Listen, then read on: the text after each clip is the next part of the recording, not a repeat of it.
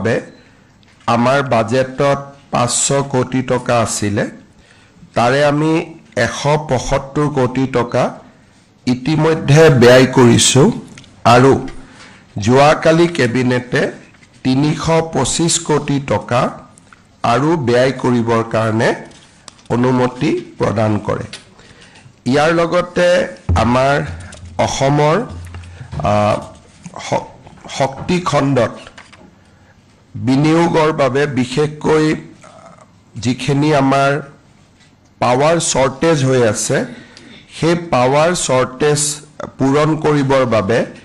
যোৱাকালি কেবিনেটে ভাৰত চৰকাৰৰ শক্তি পলিচিৰ অধীনত 500 মেগাৱাট পাৱাৰ 25 বছৰৰ কাৰণে ক্ৰয় কৰিবৰ বাবে অনুমোদন দিয়ে আৰু প্ৰতি ইউনিটত 5 টকা 79 পইচা দৰত এই আমি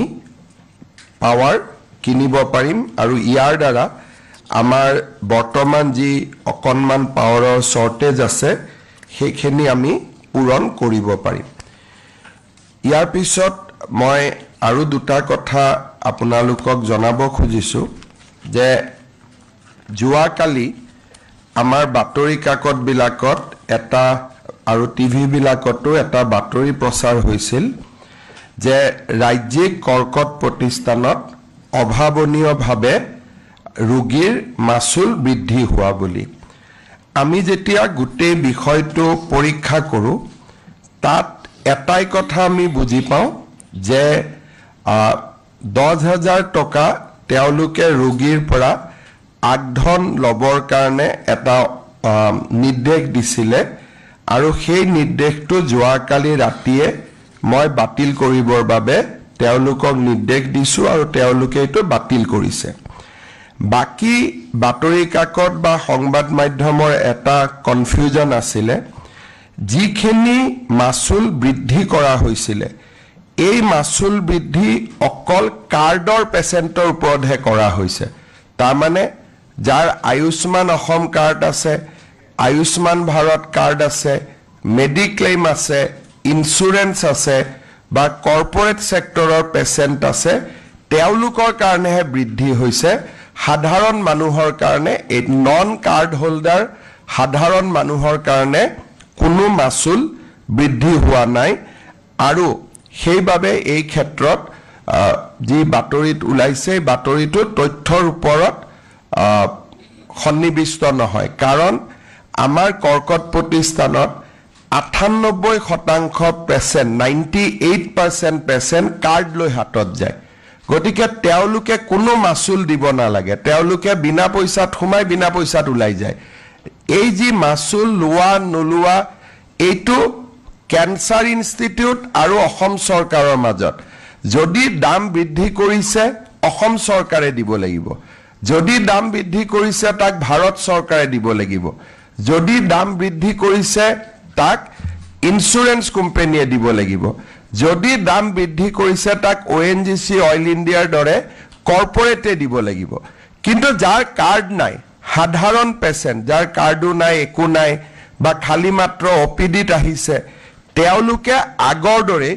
যি পঞ্জীয়ন মাসুল 100 টকাই দিব জেনাৰেল বিছনা 200 টকা আছিল 200 টকাই দিব আইসিউত 1500 টকা আছিল 1500 টকাই দিব কেবিন হলে 3000 আছিল 3000 এ দিব শেয়ার কেবিন 2000 আছিল 2000 এ দিব তাৰ মানে আপোনাৰ মোৰ লগত যদি কাৰ্ড নাই যেনেকুৱা সাংবাদিক এজনৰ হাতত কোনো কাৰ্ড নাই তেও গলে পুৰণা ৰেটটোৱে পাব কিন্তু যদি মানুহজন দুখীয়া হ'ব পাৰে কিন্তু কাৰ্ডখন লৈ গৈছে তেতিয়া কাৰ্ডত আমি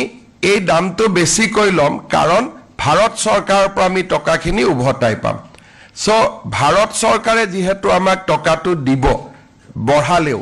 গতিকে আমি ভাৰত চৰকাৰৰ পৰা টকাটো লোৱাটো কাৰো আপত্তি থাকিব নালাগে ইন্স্যুৰেন্স কোম্পানীয়ে টকাটো আমাক দিব তেওঁলোকৰ পৰা টকাটো লোৱাত কাৰো আপত্তি থাকিব নালাগে বা ONGC অইল ইণ্ডিয়াই দিব তেওঁলোকৰ পৰা লোৱাটো আপত্তি নাই কাৰণ তেতিয়া আমি হস্পিটালখন ভাল কৰি চলাব পাৰিম কিন্তু যাৰ কোনো কাৰ্ড নাই সাধাৰণ মানুহ বা আমাৰ কোনো ধৰণে তেওঁলোকে চৰকাৰৰ পৰা সহায় নাপায়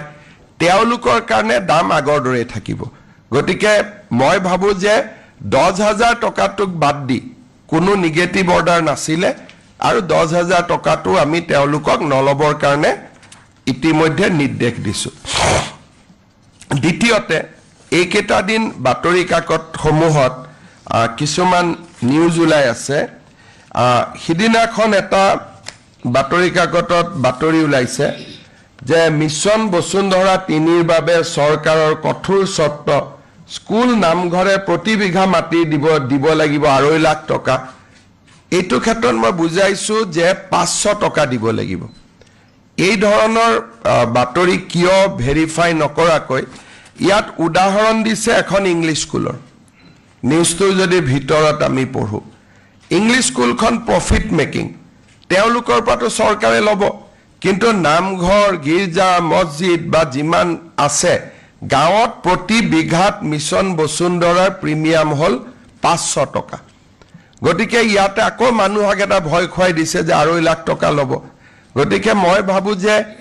আনভেৰিফাইড নিউজ কৰিব নালাগে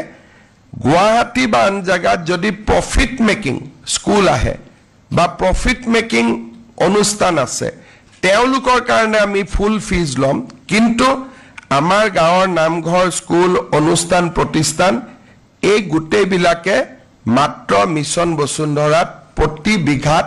500 টকা দিব লাগে তাতকৈ দিব নালাগে আৰু সেই 500 বিঘাও আমি এই ডাটা ঠিক কৰি দিও আমাৰ এমএলএ মন্ত্ৰীসকলে ডাটা ঠিক কৰি দিয়ে গতিকে এই ক্ষেত্ৰটো উদ্দেশ্য প্ৰণোদিত বাতৰি কিছুমান উলিয়াই থকা হৈছে মই ভাবো যে এটো ঠিক কথা নহয় কথাখিনি মই এবাৰ ক্লিয়াৰ কৰি দিছো আৰু মিছন বসুন্ধৰাৰ ওপৰত মই আকৌ এবাৰ কৈছো যে আমি 24,280 টা নামঘৰ স্কুল কলেজ বিদ্যালয়ক আমি দিয়াৰ নাম অনুমোদন কৰিছো ইয়াতে আমাৰ যিমানখিনি অনুষ্ঠান আছে গাঁৱত তেওঁলোকে মাত্ৰ 500 টকা দিব লাগিব নগৰত 258 টা মাত্ৰ এনেকুৱা এলটমেন্ট আছে তেওঁলোক যদি প্ৰফিট মেকিং হয় 100% অফ জোনেল ভ্যালু দিব লাগিব আৰু যদি প্ৰফিট মেকিং নহয় তেতিয়া হলে only 30% of the zonal value দিব লাগিব তাকো দুটা ইনষ্টলমেন্টত দিব গতিকে গাঁৱৰ ক্ষেত্ৰত 500 টকা আৰু আমাৰ নগৰৰ ক্ষেত্ৰত যদি নামঘৰ হয় কিবা হয় তেতিয়া হলে নগৰৰ ক্ষেত্ৰতো আমি মাত্ৰ 50,000 টকা ৰাখিছো গুৱাহাটীৰ ক্ষেত্ৰত তাকো দুটা ইনষ্টলমেন্টত আৰু দিয়াখিনিও যাৰ 258 টা কেছ আছে যিখিনি প্ৰফিট মেকিং নহয় তাৰো ডাটা আদি আমিয়ে ঠিক কৰি দি আছো গতিকে এই ক্ষেত্ৰতো এখন ইংলিছ স্কুলৰ উদ্ধৃতি দি নিউজটো কৰিছে আৰু স্কুলে নামঘৰে এনেকুৱা এটা বিকৃত নিউজ কৰি দিছে যে সবে 2.5 লাখ টকা দিব লাগিব 500 টকাটো 2.5 লাখ বনাই দিছে মই ভাবো যে ইলেকশন আহিছে কংগ্ৰেছে এইবোৰ কথা কৈ থাকক আমাৰ আপত্তি নাই কিন্তু বাতৰি কাকত আৰু মিডিয়া তাৰ পাৰ্টি হ'ব নালাগে গতিকে পলিটিক্সৰ লগত পলিটিক্যাল পাৰ্টিৰ ফাইট হ'ব লাগে কিন্তু পলিটিক্স আৰু মিডিয়াৰ ফাইট হ'ব নালাগে আনভেৰিফাইড নিউজ হ'ব নালাগে মোক WhatsApp এটা কৰি দিলে মই কাৰেক্ট কৰি দিলো হেতেন গতিকে এইটো ক্ষেত্ৰত মই ভাবো যে আনভেৰিফাইড নিউজ দিয়াৰ পৰা যাতে আমি অকনমান বিৰত থাকো এতিয়া মই আমাৰ আৰু এটা আপোনালোকক মই ভাল খবৰ দিব খুজিছো ভাৰত চৰকাৰে যোৱা পৰহি দিনাৰ কেবিনেটত গুৱাহাটীত IIM Indian institute of management প্ৰতিষ্ঠাৰ অনুমোদন দিয়ে আৰু গুৱাহাটীত ইণ্ডিয়ান ইনষ্টিটিউট অফ মেনেজমেন্ট প্ৰতিষ্ঠা হলে এইখন উত্তৰ পূৰ্বৰ দ্বিতীয় ইণ্ডিয়ান ইনষ্টিটিউট অফ মেনেজমেন্ট হ'ব আৰু ভাৰতৰ 22nd Indian institute of management হ'ব গুৱাহাটীত IIT আছে নেশনাল ল ইউনিভাৰ্সিটি আছে ফৰেনসিক ইউনিভাৰ্সিটি প্ৰতিষ্ঠা হোৱাৰ পথত আগবাঢ়িছে এইমছ আছে আৰু ইয়াৰ লগত IIM গুৱাহাটীৰ অনুমোদনে আমাৰ অসমক এটা ভাৰতৰ ভিতৰতে শৈক্ষিক প্ৰাণকেন্দ্ৰ হিচাপে গঢ়ি তুলিব আমাৰ IIMৰ পাৰ্মানেন্ট কেম্পাছ পলাশবাৰীত হ'ব আৰু এই IIM খনক IIM আহমেদাবাদে মেন্টৰিং কৰিব যেতিয়ালৈকে IIM গুৱাহাটীখন ঠন ধৰি নুঠে তেতিয়ালৈকে IIM আহমেদাবাদে এই IIM খনক মেন্টৰিং কৰিব আৰু ইয়াৰ টেম্পোৰাৰী কেম্পাছত এই বছৰৰ পৰাই ক্লাছ আৰম্ভ কৰাৰ কাৰণে তেওঁলোকে চেষ্টা কৰিব অসম চৰকাৰে টেম্পোৰাৰী কেম্পাছ এটা প্ৰদান কৰিব এই সম্পৰ্কত এখন বিল আহিব লাগে এই বিলখন আমি আশা কৰিছো সংসদত 18 বা 19 তাৰিখে ইয়াক ভাৰত চৰকাৰে উপস্থাপন কৰিব আৰু সংসদত অনুমোদন হৈ যোৱাৰ লগে লগে আমাৰ IIM প্ৰতিষ্ঠাৰ বাট মুকলি হ'ব মই প্ৰধানমন্ত্ৰী নৰেন্দ্ৰ মোদী ডাঙৰীয়া আৰু মানৱ সম্পদ উন্নয়ন বিভাগৰ মন্ত্ৰী শিক্ষা মন্ত্ৰী ধৰ্মেন্দ্ৰ প্ৰধান ডাঙৰীয়াক ধন্যবাদ জনাইছো আমাৰ অসমত প্ৰত্যেকখন সেন্ট্ৰেল গভৰ্নমেন্টৰ ইনষ্টিটিউট আছিল একমাত্ৰ IIM খনে নাছিল এতিয়া IIM গুৱাহাটী প্ৰতিষ্ঠা হোৱাৰ লগে লগে অসম এনেকুৱা এখন ৰাজ্য হ'ব য'ত নেকি ভাৰত চৰকাৰৰ ফ্ল্যাগশিপ ইনষ্টিটিউশন সকলো আমাৰ ৰাজ্যত পোৱা যাব আৰু স্বাভাৱিকভাৱে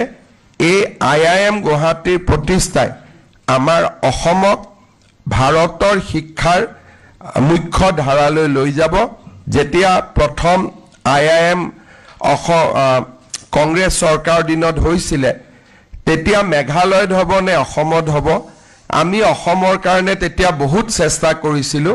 কিন্তু আমি অসমত কৰিব পৰা নাছিলো IIM খন শিলংলৈকে দিয়া হৈছিল কিন্তু আমি আপত্তিও কৰা নাছিলো শিলং যেহেতু মেঘালয় আমাৰ সিস্টাৰ ষ্টেট হয় কিন্তু আজি মেঘালয়ৰ পিছত দ্বিতীয়খন IIM অসমক দি ভাৰত চৰকাৰে অসমবাসীৰ বহুদিনীয়া অভাৱ এটা দূৰ কৰিলে মই ভাৰত চৰকাৰ